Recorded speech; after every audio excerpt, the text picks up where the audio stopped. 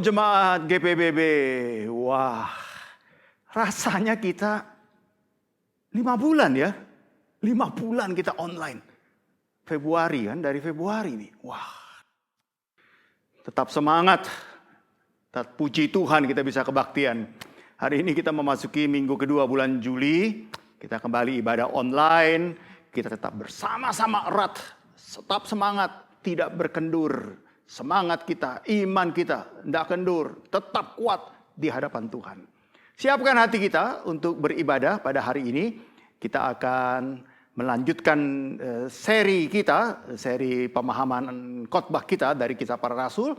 Hari ini kita bicara tentang 2 tokoh yang luar biasa, Eneas dan Dorcas. Siapkan hati kita, mari kita berdoa teduh, lalu mohon Tuhan pimpin kebaktian ini, supaya Tuhan memberkati saudara-saudara semuanya.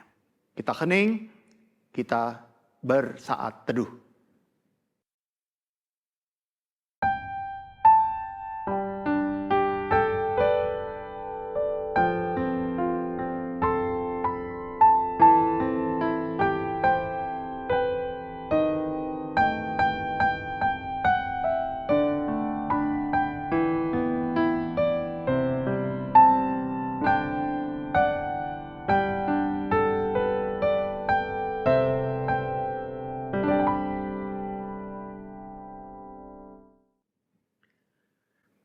Panggilan beribadah diambil dari Mazmur 95, 6, 7a. Masuklah, marilah kita sujud menyembah, berlutut di hadapan Tuhan yang menjadikan kita. Sebab dialah Allah kita, dan kitalah umat gembalaannya, dan kawanan domba tuntunan tangannya. Mari segenap jemaat Tuhan, kawanan domba Allah, mari kita sujud menyembah Tuhan kita. Mari, mari sembah.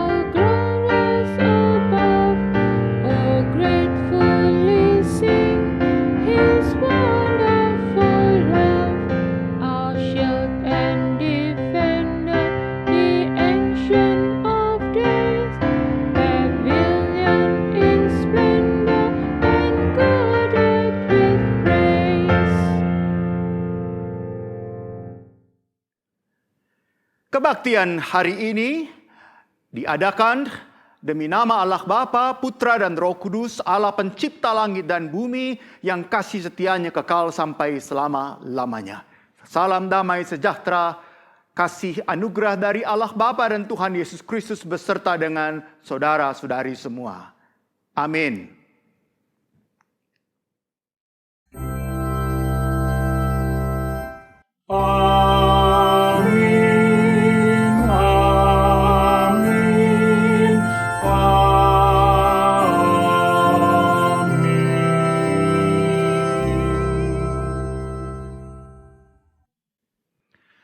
Saudara-saudara, mari kita tenangkan diri di hadapan Tuhan.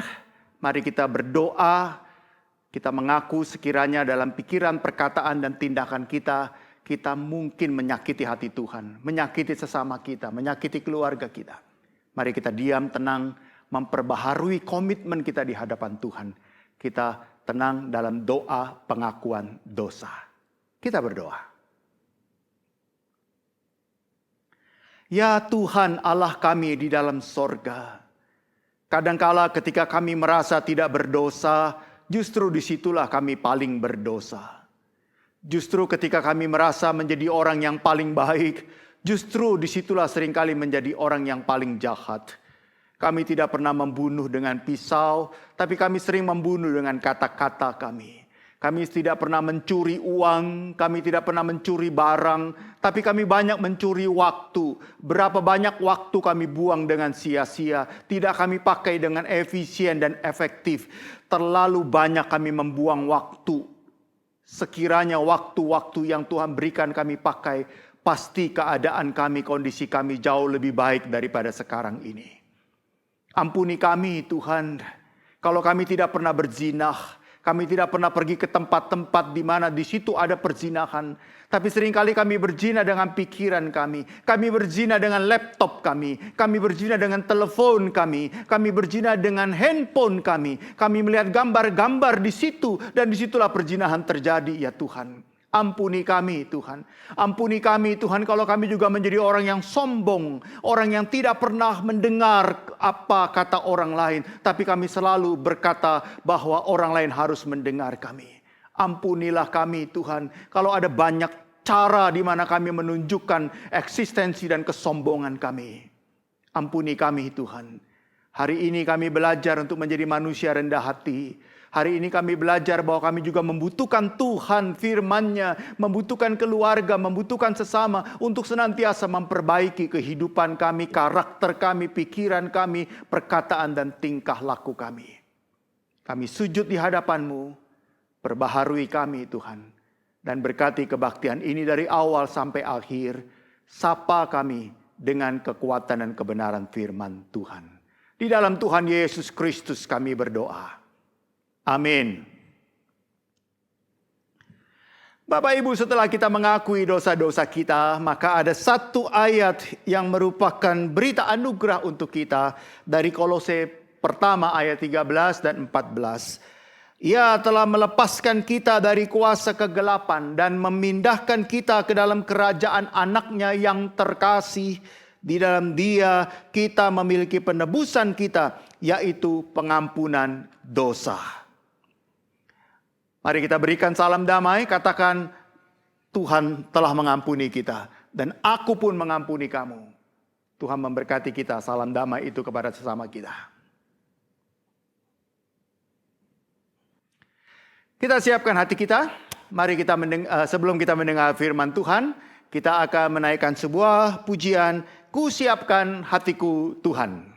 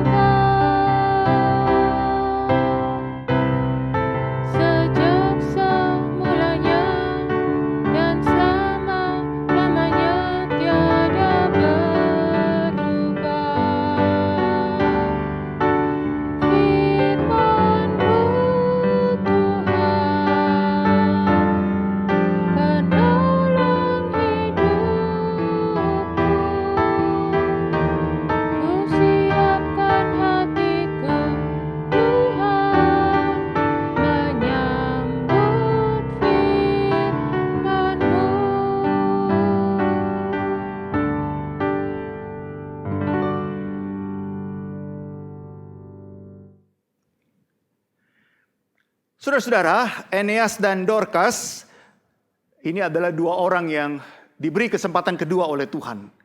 Mari kita siapkan hati kita untuk mendengarkan penguraian dari firman Tuhan ini. Kita bersama-sama berdoa di hadapan Tuhan. Bapa di dalam sorga, berkati firman Tuhan ini, kami mau baca dan Tuhan singkapkan kebenaran Tuhan di balik kata-kata ini. Supaya kami dapat menangkap pesan Tuhan dengan jelas, dan disitulah karakter kami dibentuk, kepribadian kami dibentuk, hidup kami dibentuk. Supaya kami boleh meneladani Eneas dan Dorcas. Sekiranya Tuhan memberi kesempatan demi kesempatan kepada kami untuk terus hidup, kami ingin pakai kesempatan ini dengan sebaik-baiknya. Terima kasih Tuhan. Di dalam Tuhan Yesus Kristus, kami siap untuk mendengar firman Tuhan. Amin. Saudara, pembacaan firman Tuhan terambil dari Kisah Para Rasul 9 ayat 32 sampai 43. Kisah Para Rasul pasal 9 ayat 32 sampai 43. Saya ingin bacakan untuk kita, tapi saya sudah ketikkan di slide. Kita baca bersama-sama, semua yang ada dimanapun yang mengikuti ibadah ini, mari kita baca bersama-sama. Inilah kebenaran firman Tuhan. Pada waktu itu Petrus berjalan keliling mengadakan kunjungan kemana-mana. Dalam perjalanan itu ia singgah juga kepada orang-orang kudus yang di Lida. Di situ didapatinya seorang bernama Eneas yang telah 8 tahun terbaring di tempat tidur karena lumpuh. Kata Petrus kepadanya, "Eneas, Yesus Kristus menyembuhkan engkau. Bangunlah dan bereskanlah tempat tidurmu." Seketika itu juga bangunlah orang itu. Semua penduduk Lida dan Saron melihat dia. Lalu mereka berbalik kepada Tuhan. Di Yope ada seorang murid perempuan bernama Tabita. Dalam bahasa Yunani, Dorcas. Perempuan itu banyak sekali berbuat baik dan memberi sedekah. Tetapi pada waktu itu, ia sakit lalu meninggal. Dan setelah dimandikan, mayatnya dibaringkan di ruang atas. Lida dekat dengan Yope. Ketika murid-murid mendengar bahwa Petrus ada di Lida, mereka menyuruh 2 orang kepadanya dengan permintaan, "Segeralah datang ke tempat kami." Maka berkemaslah Petrus dan berangkat bersama-sama dengan mereka. Setelah sampai di sana, ia dibawa ke ruang atas dan semua janda datang berdiri dekatnya, dan sambil menangis mereka menunjukkan kepadanya semua baju dan pakaian yang dibuat Dorcas waktu ia masih hidup. Tetapi Petrus menyuruh mereka semua keluar. Lalu ia berlutut dan berdoa. Kemudian ia berpaling ke mayat itu dan berkata, "Tabita, bangkitlah." Lalu Tabita membuka matanya dan ketika melihat Petrus, ia bangun lalu duduk. Petrus memegang tangannya dan membantu dia berdiri. Kemudian ia memanggil orang-orang kudus beserta janda-janda, lalu menunjukkan kepada mereka bahwa perempuan itu hidup. Peristiwa itu tersiar di seluruh Yope dan banyak orang menjadi percaya kepada Tuhan. Ayat terakhir. Kemudian daripada itu, Petrus tinggal beberapa hari di Yope, di rumah seorang yang bernama Simon, seorang penyamak kulit. Sedemikian jauh firman Tuhan, diberkati kita yang membaca, mengerti, tapi juga melakukannya di dalam kehidupan kita sehari-hari. Informasi yang pertama, saudara-saudara. Seperti biasa ada beberapa informasi dan nanti kita akan coba dilacak pelajaran-pelajaran pentingnya buat kita. Informasi yang pertama, mengabarkan Injil dan melahirkan pengabar Injil. Saya ingin kutip ayat sebelumnya. Menarik bahwa ayat sebelumnya di Kisah Para Rasul 9 ayat 31 itu ada satu kalimat yang bagus sekali. Selama beberapa waktu jemaat di seluruh Yudea, Galilea, dan Samaria berada dalam keadaan damai. Jemaat itu dibangun dan hidup dalam takut akan Tuhan. Jumlahnya makin bertambah besar oleh pertolongan dan penghiburan Roh Kudus. Jelas ya, jemaatnya makin damai, jemaatnya bertumbuh, jemaatnya makin banyak, dan semua keadaannya tenang, semua keadaannya damai. Dalam keadaan seperti ini, bagaimana Petrus, Rasul Petrus dan kawan-kawan? tenang, diam. Waduh, menikmati hasil karya pelayananku. Lihat jemaat bertambah banyak. Lihat semuanya damai, saling membangun. Maka saatnya lah Rasul Petrus dan kawan-kawan dan rasul-rasul yang lain. Ayolah kita istirahat sejenak lah. Kita tenang-tenang lah. Kita santai-santai lah. Kita boleh bersyukur bahwa ini hasil pelayananku dan sebagainya. Oh, ternyata tidak demikian jemaat. Petrus tidak ada istirahat. Rasul Petrus tidak ada menikmati pelayanannya. Tetap dia pergi ke Lida, dia tetap pergi ke Yope, dia tetap pergi kemanapun untuk terus mengabarkan Injil. Karena di dalam konsep Rasul Petrus bahwa pelayanan tidak berhenti. Pelayanan pengabaran Injil tidak stop.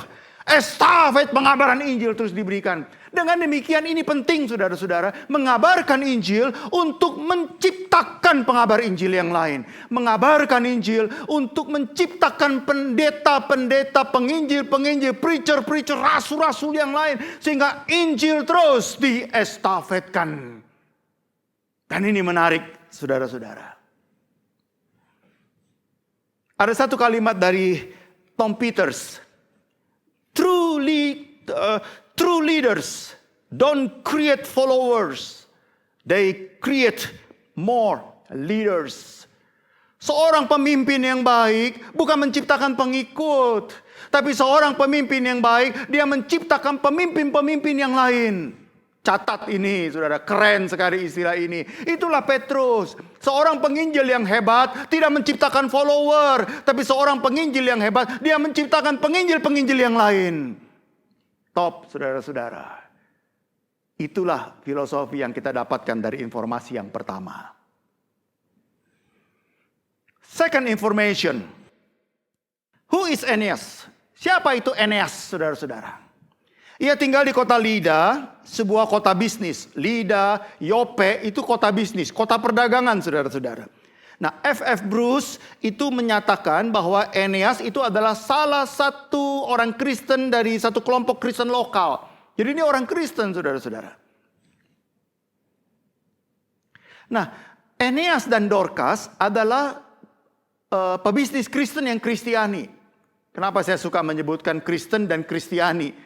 Karena belum tentu orang Kristen itu Kristiani, saudara-saudara ya. Nah, Aeneas dan Dorcas ini adalah memakai ekonomi untuk pelayanan. Bagus sekali, saudara-saudara. Dia bukan seorang pebisnis yang rakus mencari keuntungan demi keuntungan demi keuntungan. Tidak, keuntungan tertentu, lebih dari tertentu itu dia bagikan kepada orang lain. Dia share kepada orang lain. Dia juga menciptakan orang lain juga menjadi berhasil. Itu sebabnya ketika Dorcas, ketika Aeneas meninggal dunia, mereka semua, ketika Aeneas sakit, ketika Dorcas meninggal dunia, banyak orang merasa kehilangan, banyak orang merasa sedih, saudara-saudara. Kenapa? Karena ini dua orang yang sangat baik sekali. Dia memakai ekonomi untuk pelayanan. Saudara memakai talenta saudara untuk pelayanan. Saudara memakai keluarga saudara untuk pelayanan. Menjadi berkat bagi orang lain. Saudara diberkati tapi orang lain juga diberkati. Apakah saudara diberkati hanya untuk saudara sendiri, kalangan sendiri, tapi tidak keluar kepada kalangan yang lain? Tuhan memberkati kita dengan pemikiran seperti ini, saudara-saudara. Disembuhkan untuk melayani. Menurut David Williams, kalimat perintah dari Petrus, "Hai Aeneas, bereskan tempat tidurmu," itu memiliki arti secara hurufiah. Petrus menyuruh Aeneas untuk membereskan tempat tidurnya karena ada tugas lagi yang lain. Jadi, "Hai Aeneas, bereskan tempat tidurmu, pulang menikmati kesembuhanmu." Enggak tuh, 8 tahun kau lumpuh, engkau enggak tuh, tidak. Tapi kalimat bereskan tempat tidurmu itu berarti cepat bereskan karena ada tugas lain. Dan ini memberikan indikasi kuat bahwa setelah si Aeneas sembuh dari lumpuhnya, 8 tahun ini dia lumpuh. Dan setelah dia sembuh, dia memakai untuk kembali bekerja menjadi berkat bagi orang lain. Dan sungguh indah luar biasa. Inilah indikasi Aeneas sangat diperlukan oleh masyarakat pada waktu itu. Sehingga kesembuhannya itu Allah memberikan kesempatan kedua kepada dia. Ayo berbuat baik lebih banyak. Ayo menjadi berkat lebih banyak lagi bagi kota Lida. Third information. Informasi ketiga. Sekarang kita bahas siapa itu Tabita. Siapa itu Dorcas. Catatan pertama adalah seorang murid perempuan. Wow, menarik ya. Yang dicatat adalah seorang murid perempuan. Yunani adalah matetria. Bahasa Yunani murid perempuan itu adalah matetria. A female disciple. Nah, kalau matetes itu adalah male disciples, murid laki-laki. Tapi kata matetria atau matetes itu artinya seorang yang suka belajar, pembelajar. Ini matetes, matretia bukan bicara tentang level. Bukan bicara tentang level, ya. Seorang pelajar SD, SMP, SMA, lalu universitas, lalu S1, S2, S3 sampai terus. Enggak. Tapi kata matetes, matetria itu adalah seorang yang pembelajar. Itu adalah orang yang hobinya belajar, orang yang terus-menerus belajar melewati level-level. Walaupun dia sudah lulus S3 dan sebagainya, tapi jiwa dan semangat belajar, self study-nya terus dia belajar. Itulah matetes. Jadi ketika dikatakan seorang murid perempuan, itu berarti dia seorang yang terus belajar tentang Tuhan Yesus Kristus. Matetria atau matetes. Maka ini menjadi catatan yang indah sekali. Yang dicatat pertama bukan perbuatan baiknya. Yang dicatat pertama adalah dia murid perempuan. Murid yang terus-menerus belajar tentang Kristus. Nah, pelajarannya nih saudara-saudara. Sebentar, kita keluar sebentar untuk mendapatkan pelajaran ini. Banyak orang tidak mau menjadi murid. Banyak orang tidak mau belajar tentang Kristus. Hanya mau menjadi pengikut Yesus. Saudara pengikut Yesus atau saudara murid Yesus? Saya pengikut Yesus atau saya murid Yesus? Kalau saya berhenti untuk belajar tentang Kristus, berarti saya cuma pengikut Kristus. Bukan murid Kristus. Banyak orang tidak mau menjadi murid Kristus. Tapi mau melayani Tuhan. Kalau saudara bukan murid Kristus mau melayani Tuhan, itu memuaskan hati saudara, bukan memuaskan hati Tuhan. Karena saudara tidak tahu hati Tuhan, seperti apa Tuhan mau yang kita layani dan sebagainya. Ciri murid adalah belajar. Jika orang Kristen berhenti belajar, maka dia berhenti dan dia udah gagal menjadi murid. Maka catatan yang paling asik pertama kali adalah dia seorang matetria. Dia seorang murid perempuan. Semoga catatan sejarah hidup kita itu menyebutkan Yosef Theo seorang murid matetes. Seorang murid laki-laki dari Kristus. Dan itu indah. Jangan disebut Yosef Theo seorang follower. Just only follower. Pengikut Yesus. No. Kita murid Kristus. Kedua, catatan tentang Tabita. Banyak berbuat baik dan memberi sedekah. Tabita adalah seorang tailor and dressmaker. Ayat 39. Dia adalah seorang yang tidak rakus keuntungan. Dia tidak rakus keuntungan. Buktinya adalah banyak orang menangis dia ketika dia meninggal dunia. Dan dia tunjukkan ini baju yang dia buat, ini baju yang dia buat. Dia tunjukkan itu barang-barang, ini semuanya tanda cinta kasih dan kebaikan daripada Tabita. Sangat banyak dia berbuat baik. Sangat banyak dia memakai talentanya, saudara-saudara. Yang ketiga, banyak orang kehilangan Tabita. Catatan yang ketiga adalah banyak orang menangisi Tabita. Waduh, saudara-saudara, oleh karena dia matetria, murid Kristus, murid perempuan, ya, oleh karena dia banyak berbuat baik, maka ketika dia mati banyak orang menangisi. Coba bandingkan dengan Amsal 11 ayat 10b. Bila orang fasik binasa, gemuruhlah sorak-sorai. Saudara-saudara jangan dah ya. Kalau kita mati semua orang bertepuk tangan. Aduh, terima kasih dia udah mati udah lama. Jadi banyak orang waktu kita sakit mendoakan kita cepat mati. Aduh, sedih saudara-saudara. No, jangan. Tapi banyak orang merasa kehilangan kita. Banyak orang merasakan kehilangan kita. Pelajaran penting saudara-saudara. Maka yang pertama, pelajaran pentingnya. Simak baik-baik.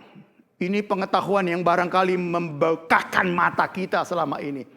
Bisa juga bagi sebagian orang ini menjadi kontroversial. Tapi enggak. Apa yang Alkitab katakan itu yang saya mau ungkapkan. Yang pertama, mukjizat berdasarkan kehendak Tuhan. Mukjizat berdasarkan kedaulatan Tuhan. Tidak disebutkan Eneas minta disembuhkan. Tidak disebutkan, saudara-saudara. Petrus pergi ke Lida. Dia tahu ada seorang yang bernama Eneas, 8 tahun lumpuh, maka Petrus datang ke rumahnya untuk disembuhkan. Eneas tidak minta disembuhkan. Tolong utus, sampaikan Petrus datang ke rumahku. Tidak. Jadi ini saudara-saudara karya Tuhan misterius. Karya Tuhan misterius. Mujizat Tuhan misterius. Tidak bisa diatur-atur, didesak-desak, dipaksa-paksa oleh keinginan manusia. No, saudara-saudara. Pelajaran iman. Lihat saudara-saudara. Pelajaran iman. Orang sembuh atau tidak sembuh. Sekali lagi. Orang sembuh atau tidak sembuh. Itu bukan tergantung kepada imannya. Tapi bergantung kepada kehendak dan kedaulatan Tuhan. Saya ulang. Orang sembuh atau tidak sembuh. Itu tidak bergantung kepada iman si sakit. Tapi bergantung kepada kehendak dan kedaulatan Tuhan. Kaget ya saudara-saudara. Salah nih khotbah seperti ini. Oke, beri kesempatan saya untuk melanjutkan. Orang sakit atau tidak sakit itu bukan bergantung kepada imannya. Tapi bergantung kepada kehendak dan kedaulatan Tuhan. Otoritas Tuhan. Memang ada juga kasus di mana Tuhan melakukan mujizat berdasarkan iman percayanya. Matius 8 ayat 13, Matius 9, 27, 31. Memang ada mujizat kesembuhan yang disembuhkan oleh karena iman daripada si sakit. Tuhan tidak melakukan mujizat kalau si sakit tidak punya iman. Tuhan tidak melakukan mujizat kalau si sakit tidak meminta kepada Tuhan. Tetapi tidak selalu demikian. Sekali lagi, tidak selalu demikian. Ada banyak Tuhan memberi kesembuhan sekalipun orangnya tidak meminta. Saya kasih contoh saudara-saudara. Ada banyak kesembuhan padahal orangnya nggak beriman. Maaf saya tegas katakan. Ada banyak kesembuhan di Alkitab padahal orangnya nggak beriman. Orangnya tidak meminta. Contoh, Yesus mengusir setan pada 2 orang yang kerasukan di Gadara. Yesus mengusir setan pada seorang yang bisu. Yesus membangkitkan anak seorang janda di kota Nain. Yesus jalan. Lalu ketemu nih dengan segerombolan orang yang sedang mengusung mayat anak muda dari seorang janda di Nain. Yang mau pergi untuk dikuburkan. Janda itu nangis. Ya saudara-saudara kehilangan suami, sekarang kehilangan anak lagi dan sebagainya. Yesus merasa iba. Siapa itu? Ini anak seorang janda. Maka dia bangkitkan. Padahal ibunya nggak minta. Tidak berlutut di kaki Tuhan. Please bangkitkan anak saya. Tidak. Berarti tidak ada imannya juga, tidak minta juga, tidak. Tapi Tuhan membangkitkan, Tuhan memberikan padahal tidak diminta. Berikutnya. Yesus meredakan angin ribut. Matius 8, 23, 27. Yesus menyembuhkan orang mati sebelah tangannya. Juga tidak meminta. Tuhan lihat, Tuhan sembuhkan. Tidak tunggu iman, tidak tunggu meminta. Yesus menyembuhkan seorang yang bisu tuli. Matius 12, 22. Jadi saudara, kesembuhan itu berdasarkan kedaulatan dan kehendak Tuhan. Tidak berdasarkan iman daripada si sakit itu. Walaupun memang ada yang disembuhkan oleh karena permintaan dan iman. Kalau tidak beriman Tuhan tidak sembuhkan. Ada, tapi tidak selalu demikian. Ada banyak juga tidak meminta, tidak berdoa, tidak beriman. Tuhan sembuhkan. Misterius bukan? Itulah yang saya sebut kesembuhan itu berdasarkan kedaulatan dan kehendak Tuhan. Kita minta Tuhan nggak kasih. Kita nggak minta Tuhan kasih justru. Misteri bukan? Kita meminta Tuhan tidak memberikan. Tapi ketika kita tidak meminta, kita berserah sepenuhnya kepada Tuhan. Malah Tuhan berbuat seperti apa yang tidak kita minta. Bukan salah jemaat. Wah ini lagi-lagi saudara-saudara ya. Pada zaman ini ada banyak pendeta yang pada waktu gagal menyembuhkan yang sakit lalu menyalahkan si sakit, katanya kurang beriman. Saya ingat ayah dari teman saya, itu sakit lumpuh. Dia sudah pergi ke kebaktian, ada kali 8 kebaktian. Nggak sembuh-sembuh. Tapi pengkhotbah berkata, Bapak ada dosa, ayo akui Pak. Dia sudah bilang, saya sudah ngaku dosa Pak Pendeta. Sudah akui semua, saya bertobat. Mungkin dosa kakekmu. Mana saya tahu kakek saya pernah berbuat dosa. Dia sudah nggak ada. Masa mau diteliti kakeknya segala macam suruh akui. Mana dia tahu katanya. Sampai dia mati tidak sembuh. Tapi sampai dia mati pun dia tidak percaya. Sampai dia mati, dia masih tetap percaya bahwa Tuhan tidak mengampuni dosa dia. Gawat saudara-saudara. Bukan salah si sakit itu, saudara. Dari semua penjelasan di atas terlihat bahwa tuduhan itu tidak berdasar. Karena Tuhan tetap bisa melakukan mukjizat, memberi kesembuhan kepada orang yang tidak beriman. Saya kasih satu contoh, saudara-saudara. Matius 17, 14 sampai 21. Pada waktu itu ada orang yang kerasukan setan. Lalu orang tuanya bawa kepada para murid.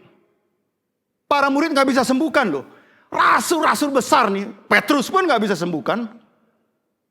Lalu orang tuanya bilang kepada Tuhan, Tuhan sembuhkanlah anak saya. Tuhan, ya, saya udah bawa kepada para rasul. Saya udah bawa kepada murid-muridmu. Tapi murid-muridmu gak bisa sembuhkan. Lalu Tuhan menghardik murid-muridnya. Sampai berapa lama lagi aku harus masih bersama dengan kamu? Mana anakmu? Mereka disembuhkan anaknya. Sudah nih ya, bubar. Maka murid-murid datang kepada Yesus. Murid-murid tanya, Tuhan, kenapa kami gak bisa menyembuhkan? Apa jawaban Tuhan? Karena kamu kurang percaya. Karena kamu kurang beriman. Jadi yang kurang beriman ini siapa, saudara-saudara? Yang kurang beriman ini si sakit atau murid-murid Tuhan? Jadi saudara-saudara, mungkin pendetanya yang kurang beriman. Jadi jangan salahkan yang sakit, saudara-saudara. Jadi bagaimana sikap kita? Yang terbaik adalah berserah total sepenuhnya kepada Tuhan. Jadilah kehendakmu. Itulah doa penyerahan, saudara-saudara. Itulah total surrender kepada Tuhan. Ada kasus itu yang saya kasih contoh. Bukan yang orang tua, anak muda itu yang kerasukan yang tidak beriman. Tapi Tuhan katakan, engkau murid-muridku yang kurang beriman. Engkau yang kurang percaya dan sebagainya. Saudara-saudara yang saya kasih dalam Tuhan Yesus Kristus. Mari kita berserah sepenuhnya kepada Tuhan. Tuhan, kehendakmu jadi. Inilah kehidupanku. Apapun yang terjadi dalam hidupku. Apapun yang menimpa hidupku. Aku tetap percaya kepadamu Tuhan. Aku tidak menyangkal engkau Tuhan. Engkau beri kepadaku kesembuhan. Puji Tuhan. Engkau tidak memberi kepadaku kesembuhan. Lebih lagi aku puji Tuhan. Aku tetap mengikut engkau. Itulah iman yang sejati, saudara-saudara. Iman yang bukan berlandaskan apa yang Tuhan perbuat. Kalau Tuhan tidak perbuat, maka Tuhan berarti kita tidak beriman dan sebagainya. No, jangan begitu, saudara-saudara. Pelajaran kedua. Be a matetes atau matetria. Jadilah murid Kristus yang terus belajar dan belajar mengenal Tuhan dengan lebih dalam, lebih luas, dan menjadikan profesi alat untuk berbuat kebaikan dan menyebarkan Injil seperti Eneas dan Dorcas. Ayo saudara-saudara, jadilah matetes, a male disciple, atau matetria, a female disciple. Jadilah murid Kristus yang mau terus belajar dan menjadikan profesi kita, jabatan kita, hidup kita itu adalah berita untuk kemuliaan Tuhan. Kalau hari ini Tuhan memberi kesempatan kedua kepada kita, apa yang kita mau lakukan? Sama, seperti kalau hari ini adalah hari terakhir hidup kita. Apa yang kita mau lakukan? Besok kita mati, saudara-saudara. Apa yang kita mau lakukan? Mari kita hidup seperti hari ini hari terakhir. Maka kita akan selalu mengerjakan hal-hal yang penting dalam kehidupan kita. Bukan mengerjakan hal-hal yang sepele, yang tidak penting dan lain sebagainya. Kalau Allah memberikan kesempatan kedua kepada kita, apa yang kita mau lakukan? Maaf, terlalu banyak kesempatan yang kita buang dengan sia-sia. Terlalu banyak kesempatan yang kita buang dalam kehidupan ini. Dan kita tidak pernah menjadi murid Kristus. Kita hanya mau menjadi pengikut Kristus, penggembira. Kita hanya fans club of Jesus. Kita hanya pengikut, hanya fans. Kalau ada tantangan dan persoalan kita tinggalkan Tuhan dan sebagainya. Jangan, saudara-saudara. Pelajaran ketiga. Sukses tidak hanya untuk kita, tapi juga untuk orang lain. Apa ukuran sukses? Satu, kita berhasil. Betul? Ya. Apa ukuran sukses? Saya berhasil. Betul? Ya. Tapi ada ukuran yang kedua. Jangan ukuran satu aja. Ukuran yang nomor dua adalah ketika kita juga membuat orang lain berhasil. Apa ukuran sukses? Saya kaya. Tapi kalau saya sendiri doang yang kaya, orang lain tidak kaya juga. Oke lah, orang lain tidak kaya. Tapi paling tidak Anda membuat orang keluar dari garis kemiskinan. Itu baru berhasil, saudara-saudara. Apa itu bahagia? Ketika saya bahagia, oke. Tapi apa itu bahagia? Ketika saya bahagia dan ketika saya membuat orang lain juga bahagia. Kalau saya cuma bahagia sendiri, itu belum kebahagiaan yang utuh. Itu belum kebahagiaan yang bulat, sempurna. Apa ukuran suksesnya, saudara? What are the measure of success? When we are successful? Yeah, when we are successful. Okay, tapi the second, when we make others successful as well. Kita juga buat orang lain juga berhasil dan bahagia. Apa itu sukses? Saya, ya, tapi juga buat orang lain juga sukses. Kalau 1-2 orang sukses gara-gara hidup saya, itu berarti Anda sukses sempurna. Bapak Ibu yang saya kasih, saudara-saudara sekalian. Mari kita melihat, kita berserah sepenuhnya kepada Tuhan.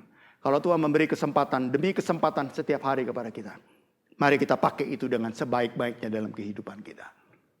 Jadi murid Kristus. Kita pakai kehidupan ini. Kesempatan kehidupan ini. Kita berserah penuh kepada Tuhan. Perkuat iman kita. Iman kita bukan iman kondisional. Iman kita bukan iman yang berdasarkan situasi dan kondisi. Aku tetap mengikut Engkau Tuhan. Karena aku tahu kedaulatanmu, otoritasmu, absolut tidak bisa dipengaruhi oleh manusia apapun juga. Dan saya berserah tunduk di hadapanmu. Dan aku berserah kepadamu. Aku mau menjadi matetes atau matetria. Dan aku mau sukses, tapi juga menjadikan orang lain sukses. Itu sebabnya seringkali Allah memberkati saudara dan saya. Bukan supaya kita menikmati sendiri. Tapi saudara diberkati, saya diberkati. Supaya kita menjadi channel of blessing bagi orang lain. Dan itu baru kesuksesan dan berkat yang sejati. Kiranya Tuhan memberkati kita semuanya. Amin. Segenap jemaat yang saya kasihi, Saudari Cindy Pelenkahu akan mengantar, menemani dalam silent prayer kita. Sebuah lagu yang memohon kepada Tuhan, jadikan aku rumah doamu, jadikan hidupku selalu menyalurkan kebaikan dan berkat bagi orang lain.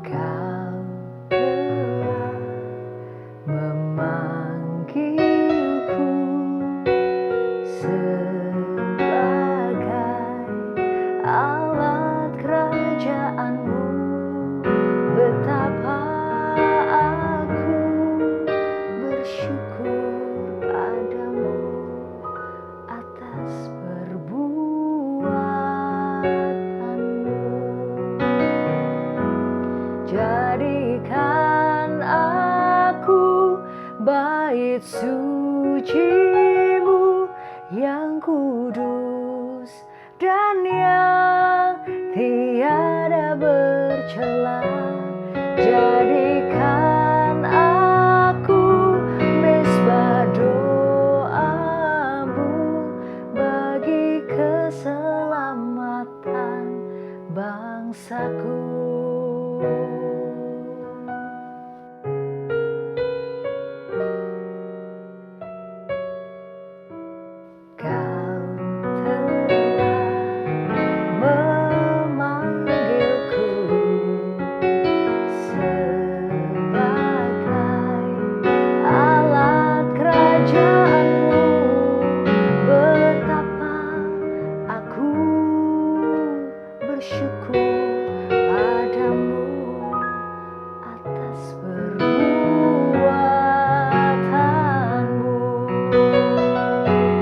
Jadikan aku bait suci-Mu yang kudus dan yang tiada bercela.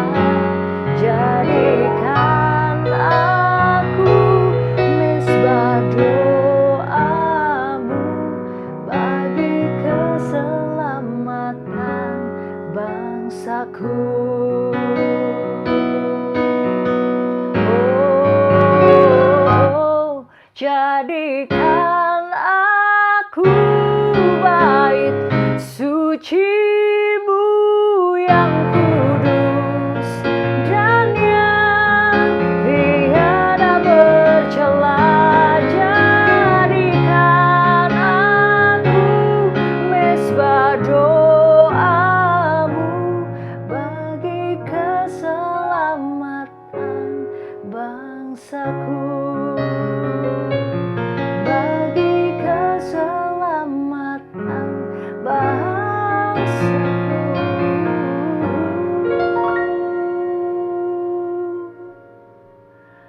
bagi keselamatan bangsaku.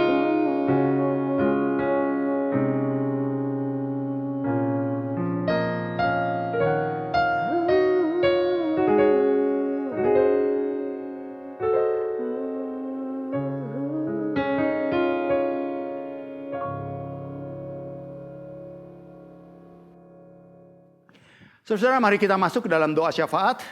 Seperti biasa ada beberapa yang kita mau doakan juga bagi yang sakit, bagi yang juga banyak persoalan dan pergumulan, juga untuk kondisi pandemik ini kiranya boleh cepat berlalu. Mari kita berdoa bersama-sama. Ya Tuhan, dalam kondisi seperti ini kami mau berdoa tetap Tuhan kuatkan iman kami. Tetap berkati semangat kami, tetap berkati keutuhan kami dalam keluarga, supaya kondisi seperti ini yang sudah kami jalani berbulan-bulan tidak membuat kami makin malas, makin lemah, makin juga gentar, makin juga banyak muncul masalah kepribadian dan sebagainya. Tuhan tolong dan berkati kami. Tetap semangat kami, tetap produktivitas kami, tetap iman kami. Ya Tuhan, pada akhirnya kami mau berdoa mengingat mereka yang sakit satu persatu. Kiranya Tuhan boleh jamah mereka. Yang kami ingat untuk Ibu Ayati, Tuhan kiranya tolong dan berkati. Masih terus kemo di Jakarta, Tuhan terus berkati dan berikan kekuatan dan semangat kepada mereka. Tuhan juga berkati, ya Tuhan, banyak juga teman-teman kami yang bergumul dengan sakit. Tuhan senantiasa tolong dan berkati mereka. Ada beberapa ibu-ibu yang hamil, yang mungkin bulan-bulan ini dan bulan depan akan melahirkan. Tuhan tolong dan berkati supaya mereka dapat melahirkan dengan baik. Dan biarlah anak itu menjadi sebuah anugerah bagi cinta kasih Tuhan kepada mereka. Kami berdoa juga untuk mereka yang sedang merindukan anak-anak. Tuhan juga berkati dan mujizat-Mu Tuhan. Supaya dengan misteri dan kedaulatan-Mu Tuhan boleh memberikan kepada mereka kehamilan. Kami mau berdoa ya Tuhan untuk terus proses rencana kami untuk membangun sanctuary ketiga. Di dalam kondisi yang seperti ini kami tetap berserah kepada-Mu Tuhan. Jadilah kehendak-Mu Tuhan. Supaya kami terus bertanya dan tunduk di hadapan-Mu Tuhan. Kami merindukan sanctuary itu. Kiranya Tuhan tolong berikan. Walaupun dalam kondisi seperti ini. Kiranya kami tetap Tuhan berikan apa yang kami telah ikrarkan dan inginkan bersama-sama.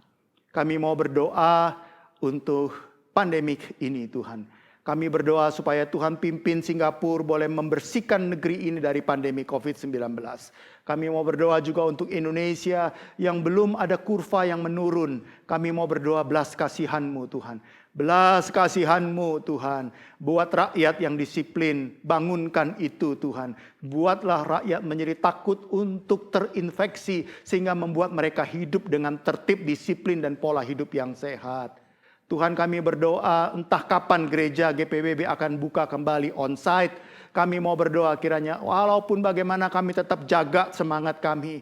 Kami tetap menantikan itu Tuhan dengan sabar. Kami berdoa Tuhan kiranya berkati kami. Agar kami benar-benar dapat menjadi murid-murid Tuhan yang baik. Kami tetap berserah sepenuhnya kepada-Mu Tuhan. Kami tetap boleh memakai kesempatan demi kesempatan hidup kami untuk memuliakan Engkau dan menjadi berkat buat orang lain. Kalau Tuhan berkati kami, ada orang lain juga diberkati melalui kami. Kalau kami sukses, ada orang lain juga sukses oleh karena kami. Kalau kami bahagia, ada orang lain juga bahagia oleh karena kami. Dan itulah ukuran sukses ini Tuhan. Ampuni kami kalau selama ini kami terlalu ego. Kami gak peduli dengan orang lain. Yang penting kami bahagia, yang penting kami sukses, yang penting kami berhasil. Tak peduli dengan orang lain. Bila perlu orang lain tidak perlu bahagia, kamilah yang bahagia. Orang lain tidak perlu sukses, kami sendiri yang sukses. Ampuni kami kalau kami punya filosofi jahat seperti itu Tuhan. Hari ini, seperti Tuhan memakai Eneas dan Dorcas, pakai kami Tuhan untuk sebanyak-banyaknya berbuat baik. Supaya kami juga boleh membuat orang lain berhasil ketika kami berhasil. Orang lain juga diberkati ketika kami juga diberkati. Tuhan tolong dan Tuhan berkati kami. Terpujilah Engkau Tuhan. Kami serahkan sepenuhnya ke dalam tangan-Mu.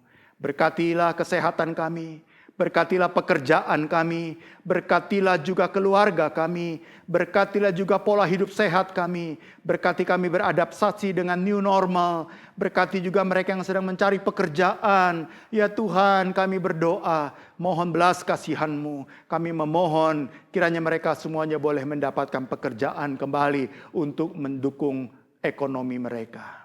Ya Tuhan, dalam kesempatan ini kami ingin menyerahkan seluruh hidup kami kepadamu. Dan kami ingin akhiri dengan doa yang indah, di mana kami menundukkan diri, kami belajar rendah hati. Doa yang pernah Tuhan Yesus Kristus ajarkan kepada murid-murid demikian. Bapa kami yang di sorga, dikuduskanlah namamu, datanglah kerajaan-Mu, jadilah kehendak-Mu di bumi seperti di sorga. Berilah kami pada hari ini makanan kami yang secukupnya, dan ampunilah kami akan kesalahan kami seperti kami juga mengampuni orang yang bersalah kepada kami. Jangan bawa kami ke dalam pencobaan, tapi lepaskan kami daripada yang jahat.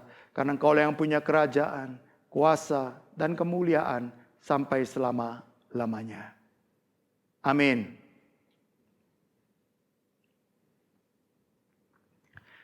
Jemaat seperti biasa diberi kesempatan untuk menyatakan korban syukur kita kepada Tuhan. Dan ada sebuah nats ayat yang boleh mendasari persembahan kita dari Mazmur 54 ayat yang ke-6.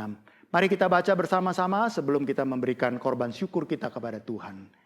Dengan rela hati aku akan mempersembahkan korban kepadamu. Bersyukur sebab namamu baik, ya Tuhan. Persembahan bisa dilakukan seperti biasa melalui e-giving. Ya, ada 3 cara. Yang pertama Pay Now, yang kedua lewat bank transfer, dan yang ketiga lewat Pay Now atau QR code. Dan lengkap dengan data-datanya, Anda mesti menulis detailnya Indonesia, IND, general atau tight gitu ya, perpuluhan. Bagi saudara-saudara yang terbiasa dengan masukkan ke dalam amplop, tetap saja masukkan dan simpan amplop itu sampai nanti kita sudah ibadah pembukaan, Anda bawa amplop itu untuk kita betul-betul persembahkan kepada Tuhan. Baik saudara-saudara, mari kita bersama-sama naikkan doa syukur persembahan. Ya Tuhan, kami tetap menyatakan korban syukur kami, terima kasih kepada Tuhan lewat persembahan ini. Kiranya Tuhan pakai untuk mendukung sebab berbagai kegiatan aktivitas gereja kami. Inilah yang kami persembahkan dengan rela hati, dengan sukacita, agar persembahan ini dapat menjadi berkat dan dinikmati oleh semua jemaat, bahkan lingkungan juga dari GPBB. Dalam Tuhan Yesus Kristus kami memberi persembahan. Amin. Jemaat, sampailah kita di penghujung acara, penghujung kebaktian ini. Mari kita naikkan sebuah hymn of commitment, sebuah kidung komitmen. Sungguh inginkah engkau lakukan?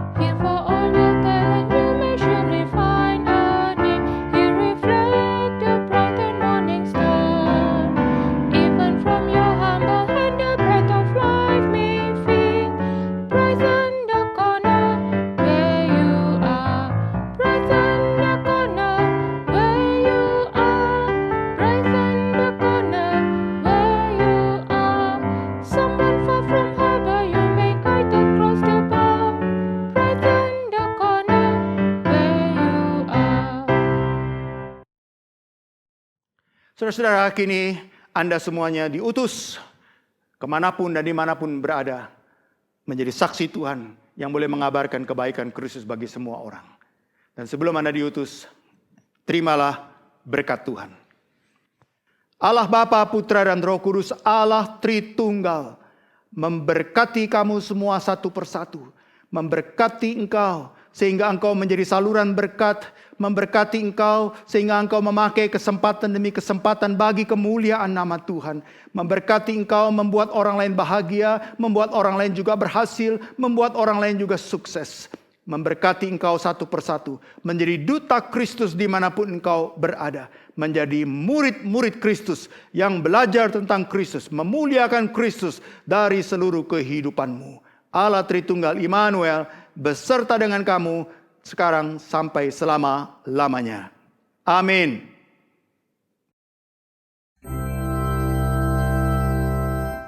Amin, amin, amin.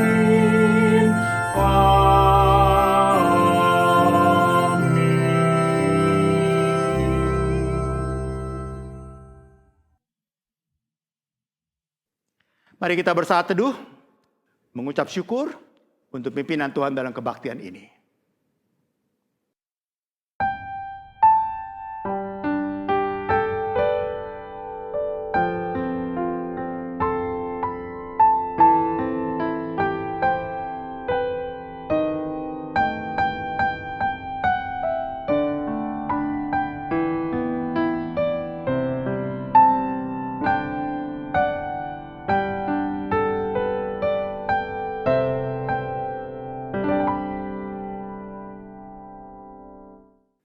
Saudara-saudara, ada beberapa warta. Yang pertama adalah persekutuan pemuda online, kebijakan phase kedua, penundaan perjamuan kudus, dan link ibadah sekolah minggu. Baik, secara sekilas, ini persekutuan pemuda online, ya, Sabtu 18 Juli, pembicara Pendeta Jeffrey, ya, jam 16.30.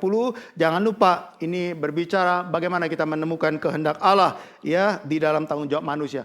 Catat tanggalnya. Hai para pemuda, mahasiswa, ayo mari bergabung bersama dalam pemuda online, ya. Catat tanggalnya dan juga tema-tema. Yang berikutnya adalah kebijakan phase kedua. Saudara-saudara, saat Singapura beralih ke phase kedua, beberapa dari kita dengan antusias menanti gereja kembali mengadakan ibadah ragawi. Dikarenakan ketatnya aturan dan kebijakan dan pemerintah demi menjaga keselamatan dan kesehatan jemaat, maka Session BBPC telah membentuk sebuah tim yang akan menyiapkan kebijakan-kebijakan, antara lain memastikan kapasitas jemaat yang aman, pintu masuk keluar yang berbeda, dan berbagai hal lainnya sebelum kita dapat beribadah kembali di dalam gedung gereja. Kami akan memberikan informasi lebih lanjut tentang perkembangan ini di akhir bulan Juli 2020. Jadi mohon maaf, kita masih terus sabar. Ya, belum ada kebaktian onsite, tapi kita tetap ibadah online, tidak mengurangi spirit dan kebersamaan kita. Saudara-saudara, ada penundaan perjamuan kudus. Ada beberapa jemaat tanya, kapan kita perjamuan kudus? Kenapa nggak online dan sebagainya? Nah, saudara-saudara, Majelis Jemaat GPBB telah memutuskan untuk sementara menunda pelaksanaan perjamuan kudus. Apa alasannya? Silakan lihat di web maupun di apps GPBB Singapura. Di situ ada alasan kenapa kita menunda. Tetap semangat walaupun kita menunda perjamuan kudus. Ada link sekolah minggu setelah kebaktian ini. Para orang tua, Anda guru sekolah minggu yang paling baik bagi anak-anak Anda. Buka linknya, beribadah bersama dengan anak-anak, Anda mendampingi anak-anak Anda, dan Anda adalah guru sekolah minggu bagi anak-anak Anda. Tuhan memberkati kita, saudara-saudara.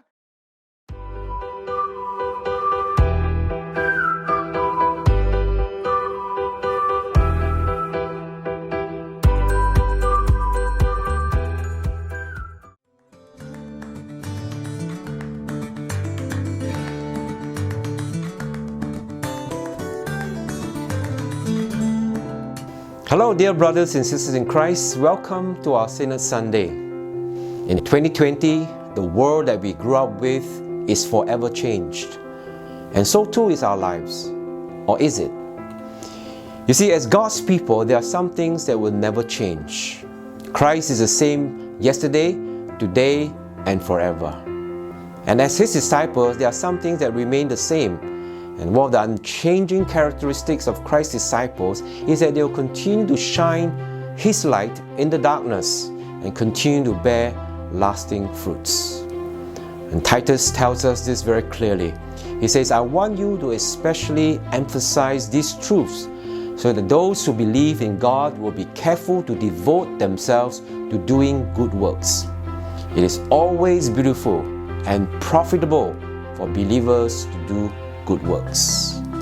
And this is why for our Sinner Sunday in 2020, our theme is doing what is beautiful and profitable amidst the pandemic. And on this Sinner Sunday, we want to focus on what different Presbyterian churches are doing to impact our society for our Lord Jesus Christ. Concept was a very unique building. We so happen we are able to identify one room, decided to convert that room into shelter for the home, and we named that room at Oasis.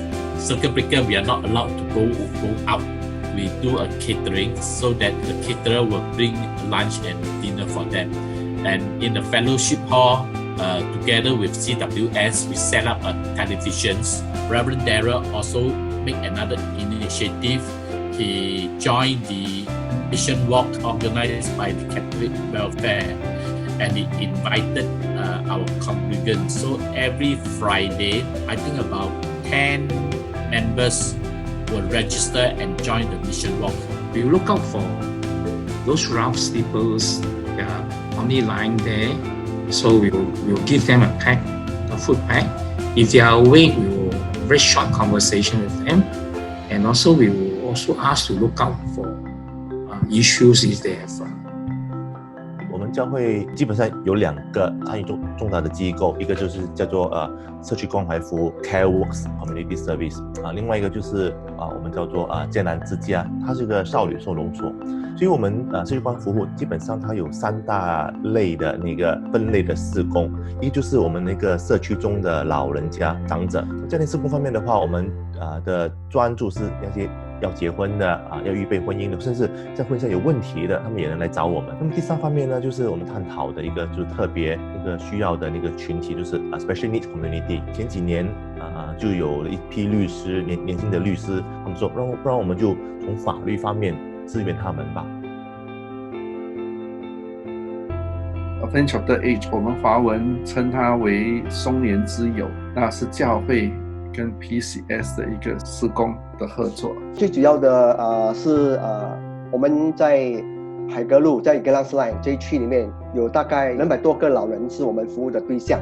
最主要是每一天给我社区的居民呢，给他们每一天都有不同的活动。泰国人的事工其实是在1995年，也是一个非常偶然的机会。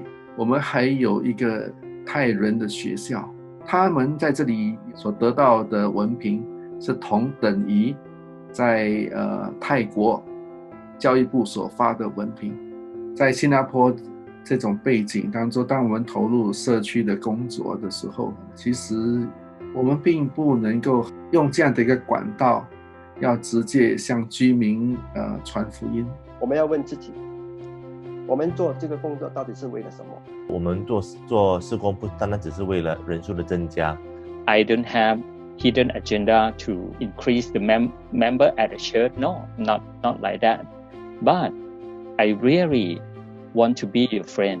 我们就是纯粹的，就是关心他们，按照他们的需要，提供他们很好的服务。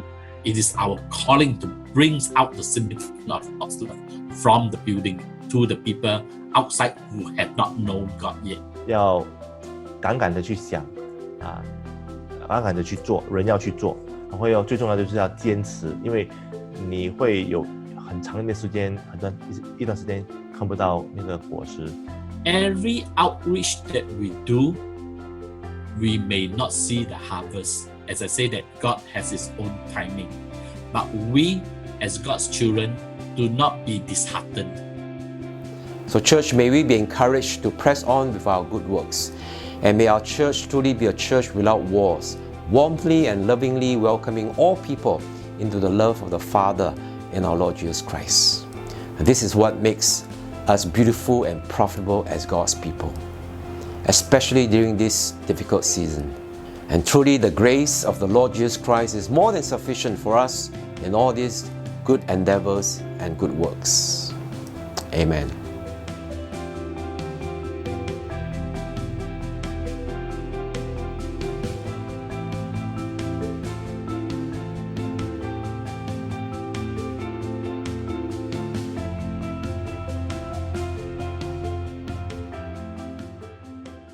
Demikianlah warta sampai di sini. Tetap semangat, tetap di rumah, dan tetap sehat. Tuhan memberkati kita. Sampai jumpa minggu depan. God bless you.